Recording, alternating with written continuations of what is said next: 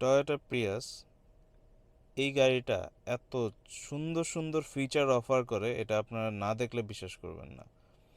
আমার সবচেয়ে ফেভারিট একটা ফিচার হচ্ছে এই যে এই বাটনটা দেখেন। এই বাটনটা নিয়ে অনেকে কনফিউশনে থাকেন যে এই বাটনটার অ্যাকচুয়াল পারপাসটা কী। এইটা হচ্ছে টয়োটা প্রিয়াসের একটা স্মার্ট ডিটেকশন ফিচার।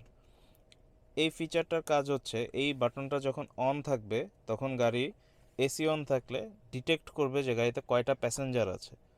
যেমন আমি এখন গাড়িতে একা বসে আছি, আপনি যদি এই স্ক্রিনটা খেয়াল করেন, আমার এই বাটনটা অন করা দেখে এখন আমি ড্রাইভিং সিটে, যার কারণে দেখাচ্ছে যে শুধু একটা প্যাসেঞ্জার আছে গাড়িতে।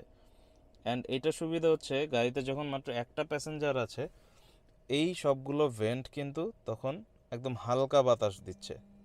অর্থাৎ গাড়িটা কি করে, তখন একজন মানুষের জন্য যতটুকু প্রেসার দরকার, বাতাস দরকার, ঠিক অতটুকুই বাতাস দিচ্ছে, যার কারণে কম্প্রেসারের প্রেসার কম পড়তেছে।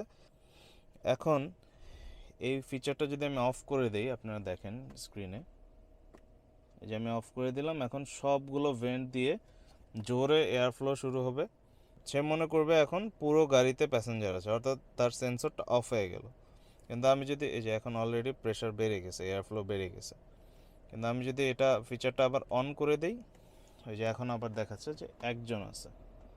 সে এটা কিভাবে ডিটেক্ট করে, এই যে গাড়ির যে সিটগুলো এইখানে সেন্সর দেওয়া, দেখাই এখন কিন্তু একজন দেখাচ্ছে। আমি যদি এখানে একটু জোরে প্রেস করি, খেয়াল করেন, এই যে এখন দুইজন দেখাচ্ছে। আমার হাতের প্রেশারের কারণে, এই যে আমি হাত দিয়ে প্রেশার দিয়ে ধরে রাখছি, দুইজন দেখাচ্ছে। এখন সামনে এয়ার ফ্লো কিন্তু একটু বেড়ে গেছে। এই যে আমি ছেড়ে দিলাম, ছেড়ে দিছি, এখন আবার একজনই দেখাচ্ছে। তো এইভাবে আসলে প্রিয়াস মূলত এই বাটনটার মাধ্যমে স্মার্ট ডিটেকশন মোডটা অন করে দেয়। অ্যান্ড গাড়ির যেই সিটে প্যাসেঞ্জার আছে ওই সিট অনুযায়ী সে তখন এয়ার ফ্লো করে।